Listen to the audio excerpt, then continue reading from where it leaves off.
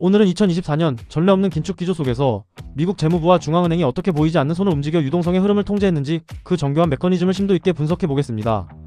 우리는 흔히 중앙은행 패드만이 통화 정책을 주도한다고 생각합니다. 하지만 2024년은 미국 재무부가 어떻게 유동성의 방어자 역할을 할 수 있는지를 명확히 보여준 한 해였습니다. 연준의 의장 제롬 파월과 함께 중앙은행은 정문에서 돈을 회수 큐티하고 재무부는 뒷문으로 돈을 푸는 이 기묘하고도 정교한 엇박자 정책의 실체를 파헤쳐 보겠습니다. 참고로 나스닥 100의 수익률은 23년도에 50% 이상, 24년도에도 24.8%였습니다. 지난 영상에서 설명했던 내용이며 완벽히 숙지해야 오늘 영상을 이해할 수 있습니다. 지급준비금 리저브즈, 이것은 시중은행들이 연준에 예치한 돈입니다. 이 주머니가 두둑해져야 은행들이 대출을 활성화하고 시장에 비로소 돈이 돌기 시작합니다. 유동성 증가의 핵심 신호입니다.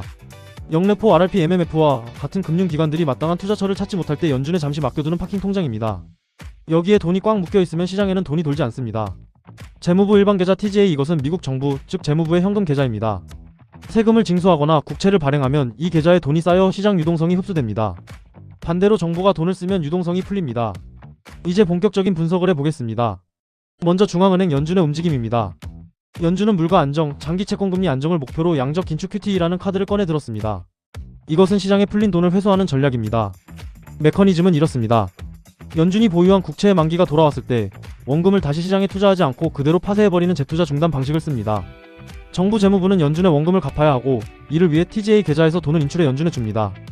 연준은 그 돈을 자산과 부채에서 동시에 지워버림으로써 시중의 지급준비금을 직접적으로 감소시킵니다. 시중 유동성이 빨려 들어가는 것입니다. 다만 연준은 시장이 감당할 수 있는 수준으로 속도를 조절했습니다. 그래프에서 보듯 2024년 6월부터 국채 감축 한도를 월 600억 달러에서 250억 달러로 크게 축소했습니다. 이것은 유동성 고갈로 인한 시장 발작을 방지하기 위한 부드러운 긴축으로의 전환이었습니다. 연준이 정문에서 유동성을 흡수할 때 재무부 장관 제닛 옐런은 뒷문으로 이를 상쇄하는 정교한 완화 정책을 펼쳤습니다. 이를 우리는 스텔스 양적 완화, 스텔스 QE라고 부릅니다. 3단계 전략으로 구성됩니다. 1번 단기 국채 폭탄 발행. 옐런 장관은 고금리 상황에서 장기채 발행을 최소화했습니다. 대신 만기가 짧은 단기채 위주로 자금을 조달해 장기 금리의 폭등을 방지하고 시장 금리 압력을 차단했습니다. 단기채 위주로 수급하면 장기물 물량이 줄어들고 공급이 줄면 가격이 올라가기에 장기물 금리는 떨어집니다. 채권의 수익률과 가격의 관계는 기본적으로 알고 계셔야 합니다. 2번 RRP 자금 유인. 이것이 핵심입니다. 단기채 금리를 연준의 RRP 금리보다 매력적으로 설계하여 MMF들이 RRP 계좌에 묶어두었던 약 2조 달러 이상의 돈을 끄집어냈습니다.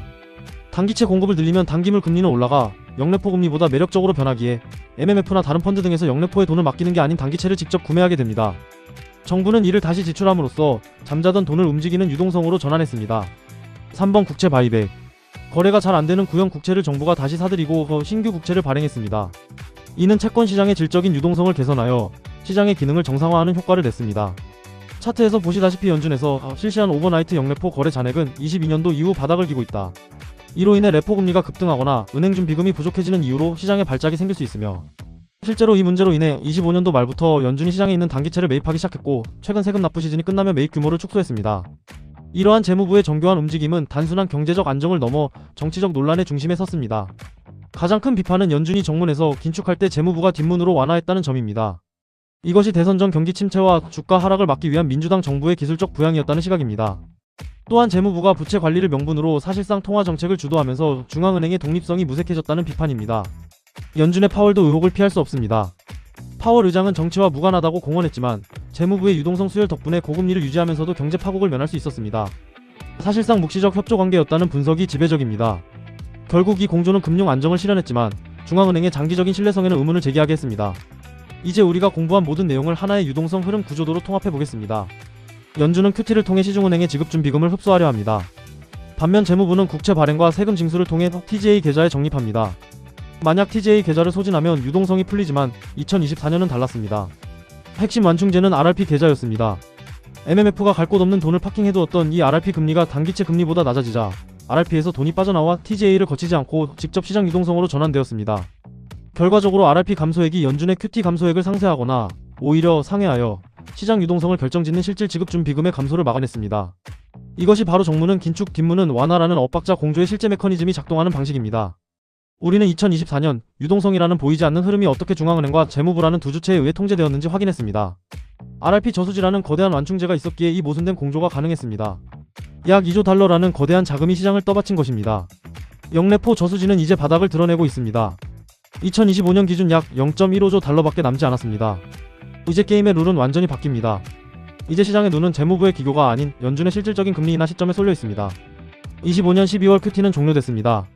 오늘 영상을 통해 여러분이 금융시장의 이면을 꿰뚫는 눈을 가지고 앞으로 닥쳐올 변화에 더욱 정교하게 대비하시기를 바랍니다. 앞으로 더욱더 국가자본주의는 강해질 것입니다. 매크로 지식을 습득하고 정부의 이런 기술들을 이해하는 것이 매우 절실해졌습니다. 마가